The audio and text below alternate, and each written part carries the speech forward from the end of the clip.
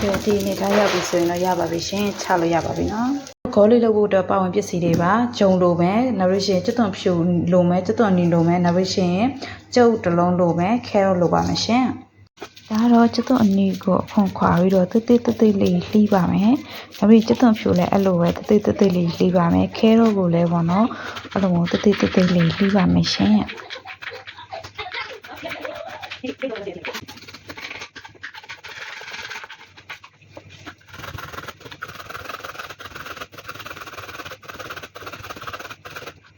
ပစ္စည်းတွေအကုန်လုံးထည့်ထားဖို့ပါပြီဒါကတော့စားနှဲငယ်ထည့်လိုက်ပါမယ်ပြီးရင်တော့ကြက်ဥကိုထည့်လိုက်ပါမယ်ရှင်ပြီးရင်တော့ရေကိုမပြည့်မကျဲလေးထည့်လိုက်ပါမယ်ရှင်ရေကကျဲသွားရင်လည်းမုတ်လို့မရတော့ဘူးเนาะဖြစ်သွားရင်လည်းမုတ်လို့မရပါဘူးဆိုတဲ့အတွက်ကြောင့်ပေါ့နော်မပြည့်မကျဲလေးအနေထားလေးကိုလုပ်လိုက်ပါမယ်ရှင်ဒီအနေထားကတော့ပြည့်နေသေးပါတယ်เนาะဒီအနေထားဆိုမရသေးပါဘူးရေနည်းနည်းထည့်ဖို့လိုပါသေးတယ်ပြည့်တော်ဖြစ်နေပါတယ်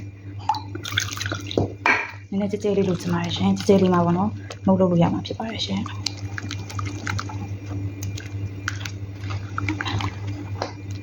ဒီနေထားဆိုမှရပါပြီရေလိုပုံစံမျိုးကွာအဲ့လိုပါ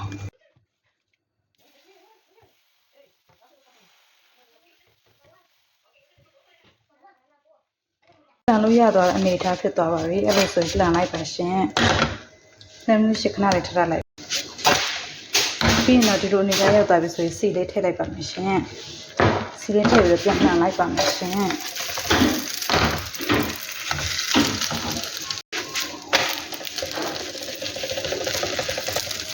ဒီအနေထားရောက်ပြီဆိုရင်တော့ရပါပြီရှင်ချလို့ရပါပြီနော်